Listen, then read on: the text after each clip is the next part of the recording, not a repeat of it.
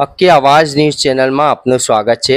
ડભોઈ સાર્વજનિક પાંજરાપોળના કતરતો વહીવટ કતલખાનેથી બચાયેલા 15 પશુઓને આશ્રય ન મળતા જીવદયા પ્રેમીઓમાં ભારે નારાજગી। 60 કિલોમીટર દૂર ભરૂચ જિલ્લામાંથી લવાયેલા 15 પશુઓને પાંજરાપોળમાં રાખવાનો ઇનકાર કરાયો।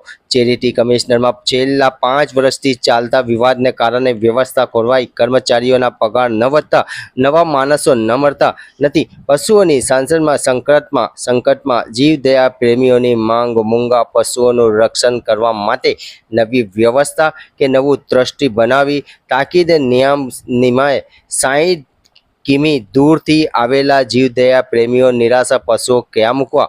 મોટો પ્રશ્ન। ડભોઈની સૌથી મોટી સાર્વજનિક પાંજરાપોળનું નામ સાંભળીને દૂર દૂરથી જીવદયા પ્રેમીઓ પશુઓને આશ્રય આપવા માટે આવે છે। રિપોર્ટ રફીક મંસૂરી। મારું નામ પિંકેશ રમેશચંદ્ર શાહ છે। હું ડભોઈ સાર્વજનિક પાંજરાપોળમાં ટ્રસ્ટી છું। આ ભાઈ જે 15 પશુ લઈને આવ્યા છે એ નથી લેવાનું કારણ એક જ છે, અમારે કર્મચારીઓના પગાર જે છે એ લોકોના 6000 રૂપિયા પગાર છે।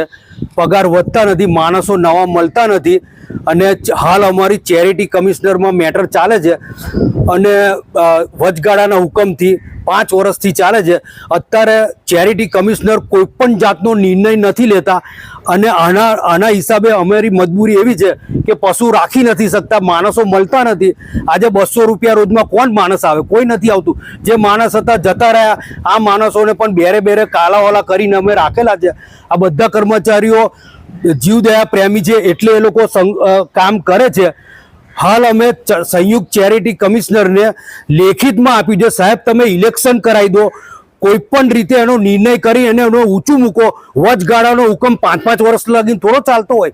આજે અમે લેખિતમાં પણ આપ્યું છે કે આખા સમાજનું તમે ટ્રસ્ટી એ કરો, તમે એક ટીમ રજૂ કરો, ટીમ બનાવો અને એના થ્રુ અમારા ટ્રસ્ટી મંડળનું નિમણૂક કરો। જે બંધારણ થઈ જશે એ પ્રમાણે અમને કામ ચાલશે। અમે એવું નથી કહેતા કે અમારે ટ્રસ્ટી રહેવું છે, પણ કંઈક તો સોલ્યુશન લાવો। અમારી ચેરિટી કમિશનરને ખાસ રજૂઆત છે કે કંઈક આનું સોલ્યુશન લાવો જેથી મૂંગા ઢોરોને કંઈક ન્યાય મળે। હું ચિરાગ શાહ અસા ગામનો રહી અસા તાલુકો ઝઘડિયા જિલ્લા ભરૂચ ગામનો વતની છું। છેલ્લા કેટલાય વર્ષોથી જીવદયાના ક્ષેત્રે કાર્યમાં સંકળાયેલ છું। આજ રોજ ડભોઈ પાંજરાપોળનું બહુ મોટું નામ સાંભળેલ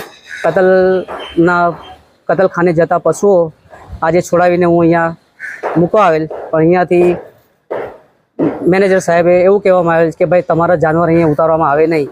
જો આટલું મોટું જૈનો જો સેવા ક્ષેત્ર સંકળાયેલો હોય, આટલી મોટી પાંજરાપોળ ચલાવતા હોય અને અહીંયા જાનવરનું લેતા ન હોય તો એનો મતલબ શું?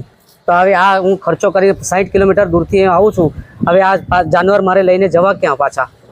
તો આપશ્રીને વિનંતી કે આનો વહીવટ કંઈ સુધારે અને પાંજરાપોળની અંદર જાનવરોનું દાખલ કરે એવી અમારી અપેક્ષા। અસાથી આવું છું। 15 પશુ છે, એમાં 5 પાડા છે, 5 વાછળ અને 3 ગાય છે।